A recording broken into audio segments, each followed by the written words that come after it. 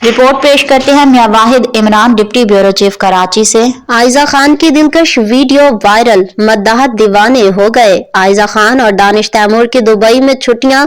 Pakistani showbiz industry की मारूफ अदाकारा आयजा खान ने दुबई में अपने शौहर दानिश तैमूर के साथ गुजारे गए लम्हे सोशल मीडिया पर मद्दाहों के साथ शेयर किए हैं। अदाकारा ने इंस्टाग्राम पर एक दिलकश वीडियो पोस्ट की जिसमें वो डॉल्फिनेरियम में दिखाई दी गई हैं, जहां एक सेल उनके सामने फूल पेश करता है और बोसा भी देता है।